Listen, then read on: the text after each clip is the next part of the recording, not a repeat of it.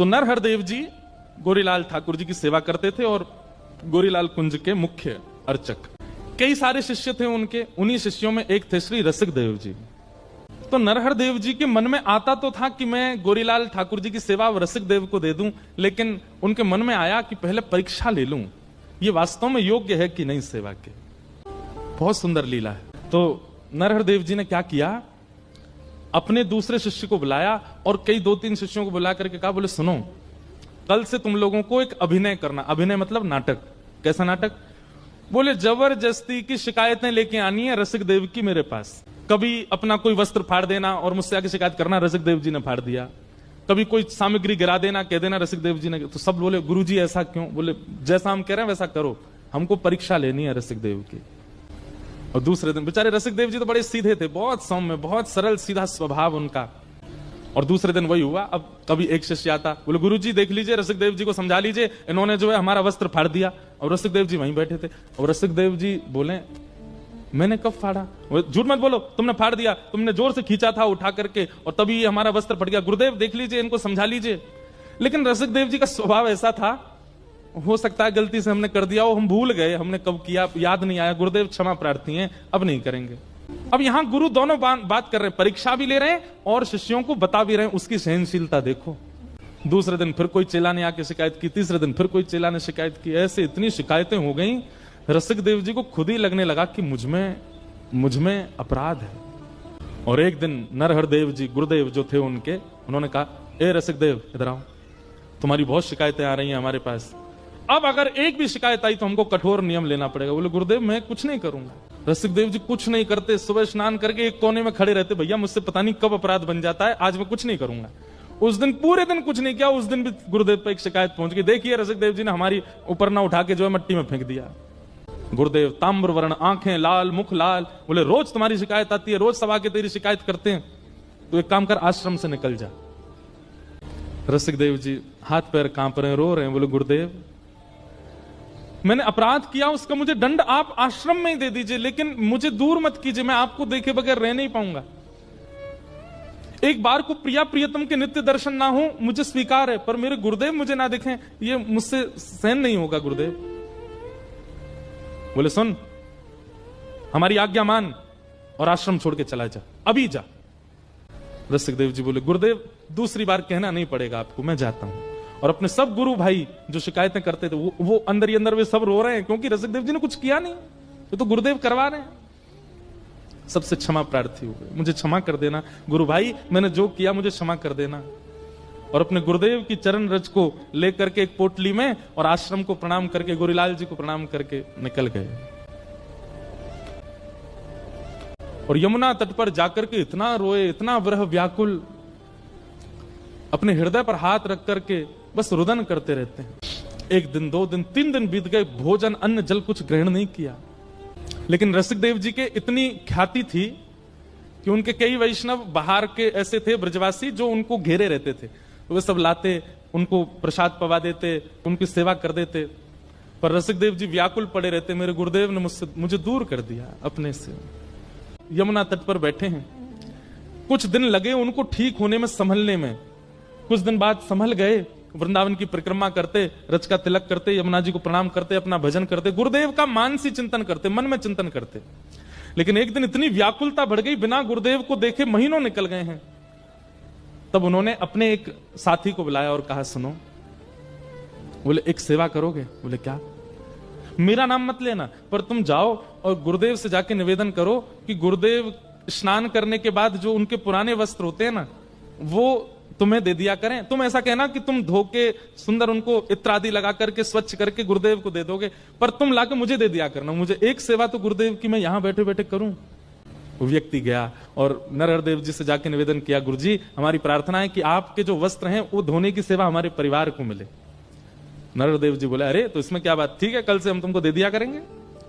अब वो व्यक्ति गया और नरहरदेव जी गुरुदेव के जितने वस्त्र होते थे ला करके रसिक देव जी को दे देते। रसिक देव जी पहले तो गुरुदेव के वस्त्रों को लेते, फिर उनको प्रणाम करते, फिर उनकी सुगंधी लेते, उन्हीं को वंदन करते, उन्हीं से लिपट लिपट के रो लेते, मेरे गुरुदेव के वस्त्र हैं। और फिर उसके बाद सुंदर जल से उनको स्वच्छ करते, सुखाते, वही उनकी सेवा, नाम जप और गुरुदेव के वस्त्र धोना, यही उनकी सेवा थी। गुरुदेव के 2 वस्त्र हैं, ऊपर का कुर्ता, नीचे की धोती, यही युगल सरकार मान लेते हैं, इन्हीं की ऐसी आराधना करते और उसमें बढ़िया इत्र लगा करके भिजवा देते। नरहरदेव जी को बड़ा सुख मिलता, उनका भजन में और सुख बढ़ने लगा। वो वस्त्र धारण करते प्रिया प्रियतम के प्रति और भाव बढ़ने लगा उनका। जब अपना भाव बढ़ता देखा ठाकुर जी के प्रति, 2-4 दिन में उनको लगा इतना प्रेम पिछले बीते सालों में मुझे ठाकुर जी से नहीं हुआ, जब से ये वस्त्र धोके लाने लगा मेरा प्रेम ऐसा अटूट हो गया ठाकुर जी से। एक दिन उसको बुलाया, बोले इधर आ, वस्त्र तू ही धोता है? जी गुरुदेव। झूठ मत बोलना, अगर तैने झूठ बोला तो मैं श्राप तो नहीं दूंगा, लेकिन गुरुदेव के सामने झूठ बोलेगा तेरा भजन नष्ट हो जाएगा। वो घबरा गया, बोले गुरुदेव मैं नहीं धोता हूं, क्षमा, दृष्टता क्षमा करें। आपके परम रसिक शिष्य श्री रसिक देव जी वो यमुना तट पर बैठे, आपने उनको दूर कर दिया गुरुदेव, वो बहुत रोते हैं आपकी व्याकुलता में, वो आपके वस्त्र धोते हैं, मैं आपसे वस्त्र लेके वहां चला जाता हूं, वो धोते हैं, वो आपके युगल वस्त्रों को युगल मान करके पूजा करते हैं, सेवा करते हैं, इत्र लगाते हैं, धोते हैं, सुखाते, फिर भेजते हैं। नरहरदेव जी के नेत्र बंद हो गए, नेत्रों में आंसू आ रहे हैं, क्योंकि इतना प्रेम ठाकुर जी के प्रति किसी सामान्य की सेवा से नहीं हो सकता। लेकिन नरहरदास जी ने अपने चेहरे, अभी परीक्षा पूरी नहीं हुई और महाराज उतार करके वस्त्र उसके मुंह पर मार दिए। बोले सुन, लेकर के जा और उसके मुंह पर मार करके बोलियो अभी तो आश्रम से निकलना मेरी आज्ञा है, वृंदावन छोड़ के चला जाए, छोड़ दे वृंदावन। वो घबरा गया, बोले गुरुदेव ऐसा मत। बोले नहीं तो तुझे भी निकाल दूंगा, जाकर के कह दे उसको वृंदावन छोड़ के चला जाए। अब वो जो रोज गुरु जी के वस्त्र लाता था, आज वो रोता रोता रसिक देव जी तो प्रतीक्षा करते थे गुरुदेव के वस्त्र आ रहे होंगे, बड़े व्याकुल दौड़ करके आधे रास्ता में बोले आज तुम खाली आता है, वस्त्र नहीं लेकर के आए गुरुदेव के चरणों में गिर गया, बोले कि मुझे क्षमा कर दें, गुरुदेव ने एक आज्ञा दी है और मैं वो आपको सुनाना चाहता हूं। रसिक देव जी बोले मेरे लिए आज्ञा दी? बोले हाँ। बोले क्या आज्ञा? बोले गुरुदेव कह रहे हैं कि आप वृंदावन छोड़, उन्हें पता चल गया कि आप सेवा कर रहे हैं वस्त्रों की, इसलिए गुरुदेव ने आज्ञा दी है कि आप वृंदावन छोड़ के चले जाओ। सुनते ही रसिक देव जी के नेत्र सजल हो गए, विचार कर रहे हैं ऐसा अपराध मैंने क्या किया, आश्रम से निकाल दिया, वृंदावन से भी दूर। अरे गुरुदेव के अलावा ये वृंदावन ही तो था, ये लता गुल्म पत्र यमुना जी और ये रज ही तो थी जिससे मेरे प्राण बच रहे थे, अब इससे दूर कैसे जाऊं? लेकिन गुरु की आज्ञा है, जो उनकी थोड़ी बहुत सामग्री थी उठा करके अपने कंधे पर टांग करके श्री रसिक देव जी वृंदावन छोड़ के चले गए और वृंदावन छोड़ करके अब मथुरा में रहने लगे। कम से कम ब्रज में तो रहूं। अब फिर वही हुआ, महीनों तक तो उनको लगा ठीक होने में, महीनों बाद जब रसिक देव जी ठीक हुए, थोड़े व्यवस्थित हुए, गुरुदेव की याद आने लगे, तो ठीक होकर के अब सोचने लगे गुरुदेव के दर्शन तो कर नहीं सकता, वस्त्र भी छू नहीं सकता, कैसे क्या करूं? लोग बाग आते थे रसिक देव जी से मिलने, दान दक्षिणा चढ़ाते थे, रसिक देव जी सब इकट्ठी करते, पहले तो लेते ही नहीं थे लेकिन फिर इकट्ठी करने लगे, और इकट्ठी करके महीना में जितनी दक्षिणा इकट्ठी होती, किसी सेठ को बुलाते मथुरा के और सेठ से कहते सुनो वृंदावन में गोरीलाल कुंज है ना, वहां जाना और वहां के जो श्री महाराज जी हैं उनको अपनी तरफ से, मेरा नाम नहीं लेना, अपनी तरफ से निवेदित कर देना, कह देना ठाकुर जी की सेवा के लिए कुछ दक्षिणा है। सेठ जाता, सेठ गया, जाकर के महाराज खूब सारा धन, जैसे ही उसने नरहरदेव जी को प्रणाम, बोले ठाकुर जी की सेवा के लिए, उत्सव के लिए थोड़ी राशि है महाराज जी, स्वीकार करो। महाराज जी बोले अरे वाह भैया बढ़िया, अब चलो महाराज ठाकुर जी का बढ़िया उत्सव करेंगे हम इससे। और धन ले लिया, धन लेकर के खूब सुंदर उत्सव किया। उत्सव हुआ वृंदावन में और विश्राम घाट मथुरा में नाच रहे थे श्री रसिक देव जी की आज ठाकुर जी का उत्सव हो रहा है, मेरी सेवा कैसे भी गुरुदेव स्वीकार तो कर रहे हैं। रसिक देव जी को अब तो चाव होने लगा, जो भी आकर के कुछ देता सब इकट्ठा करते और इकट्ठा करके फिर उस सेठ को बुलाते, बोले सुनो ये इस महीने गुरुदेव को दे आओ। 2-3 बार सेवा आ गई वृंदावन, चौथी बार नरहरदेव जी के मन में आई, बोले बहुत बड़ा दानवीर नहीं बनना है, ये महीना भर की सबरी कमाई ला करके और यहाँ चरणों में अर्पित कर देता है, ये सेठ इतना बड़ा दानी, इसके चित्त में इतना दान कहां से आ गया? सेठ लोग तो 1 साल में 1 बार दान करते हैं, 10 साल तक गाते हैं, ये हर महीने आ जाता है लेकर के। नरहरदेव जी ने कहा ए सुने धरा सेठ, ये धन तुम्हारा है?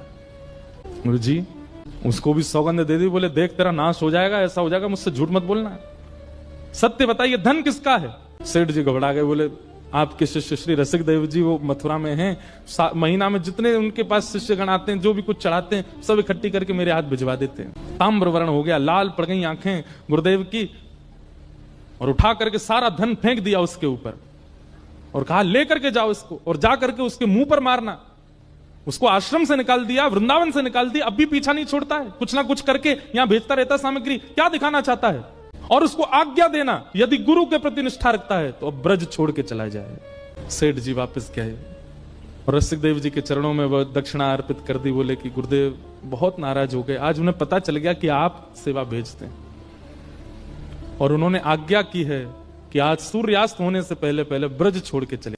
रसिक देव जी अपनी सामग्री सब उठाई और तुरंत निकल गए वृंदावन ब्रज छोड़ करके, और ब्रज छोड़ करके अपने जन्म स्थान बुंदेलखंड के पास मध्य प्रदेश में पहुंचे और वहीं रहने लगे। अब ना तो सेवा कर पाते हैं, ना सेवा पहुंचवा पाते हैं, कुछ नहीं करते, केवल वहां बैठे बैठे मानसी में गुरु का स्मरण करते हैं। नित्य अपने गुरुदेव का त्याग नहीं किया, नित्य मानसी में प्रिया प्रियतम और प्रिया प्रियतम के चरणों में बैठे गुरुदेव और इन तीनों की उपासना करते हैं श्री रसिक देव जी महाराज। अब तो वर्षों बीत गए, वृंदावन देखा भी नहीं रसिक देव जी ने। कुछ वर्ष बाद श्री नरहर देव जी बुंदेलखंड यात्रा पर गए, और जैसे ही बुंदेलखंड यात्रा पर गए तो पूरे बुंदेलखंड के वैष्णव समाज इकट्ठा हो गया, सबने खूब स्वागत किया। इतने बड़े रसिक संत आए हैं वृंदावन से। कुछ लोगों ने जाकर के श्री रसिक देव जी से कहा, बोले आपके गुरुजी आए हैं बुंदेलखंड, आप वृंदावन नहीं जा सकते, आपको अधिकार नहीं है, कम से कम यहां उनका दर्शन कर लीजिए, वो नगर भ्रमण पर निकले हैं, आप बाहर आ जाइए ना, हम लेके चलते हैं, आप दूर खड़े होकर ओटो में से दर्शन कर लेना।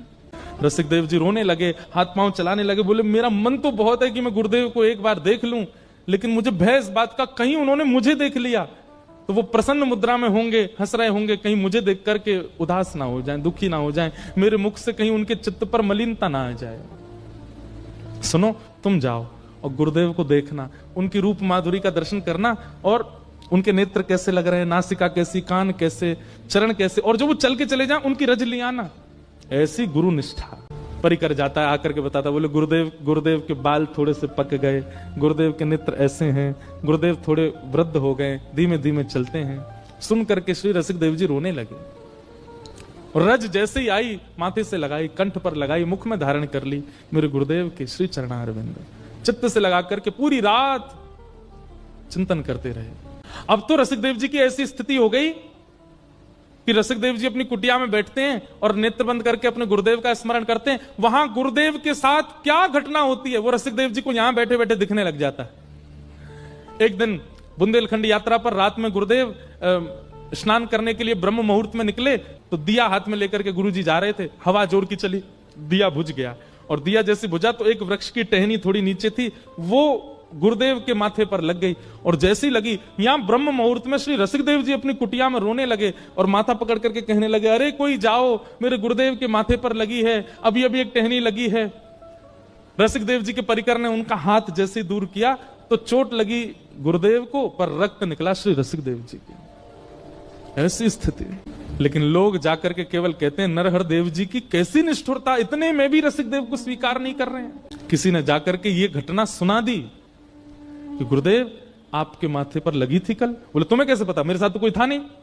बोले भगवान, आपका एक शिष्य बैठा है यहां से थोड़ी दूरी पर, आपके साथ कुछ भी घटना होती है उसे पता चल जाता है। परसों आपको एक बूढ़ी मैया ने गर्म दूध पिला दिया था, आपका मुख जल गया था। बोले हाँ, जला आपका मुख, छाले पड़े रसिक देव जी के।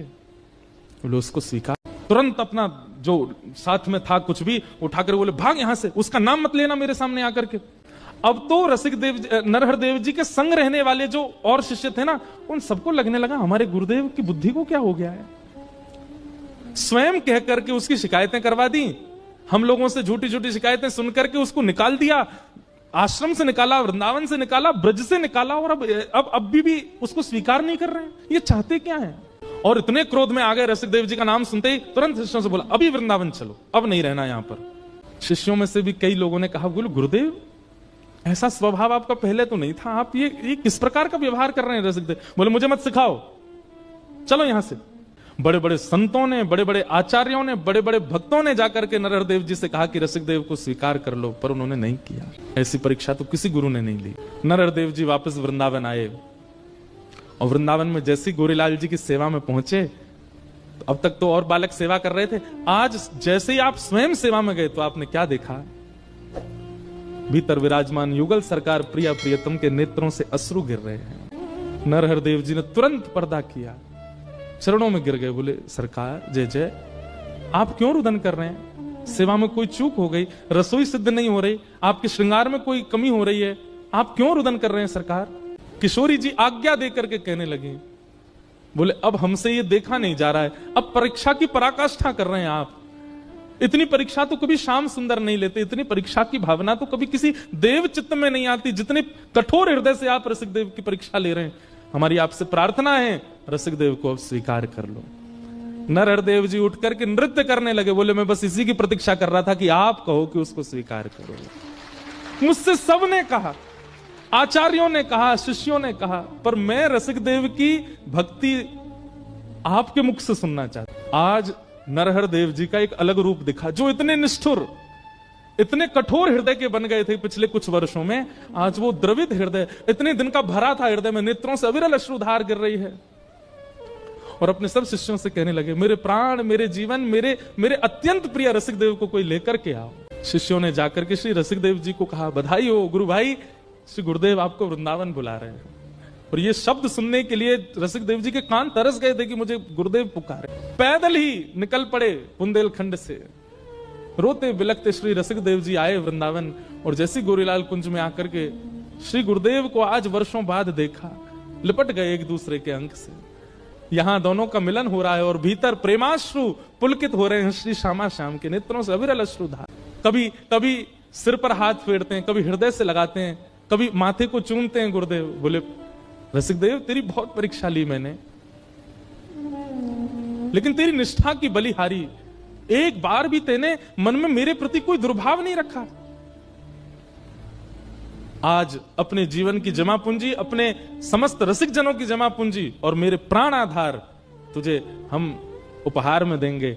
और रसिक देव का हाथ पकड़ करके श्री गोरीलाल ठाकुर जी के चरणों में रख दिया। बोले, आज से तेरे जीवन यही है, क्योंकि वृंदावन से निकाला मैंने है और वृंदावन बुलाया इन्होंने है।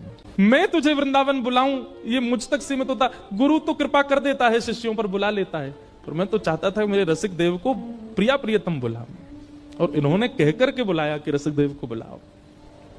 आज से यही तेरे सर्वस्व।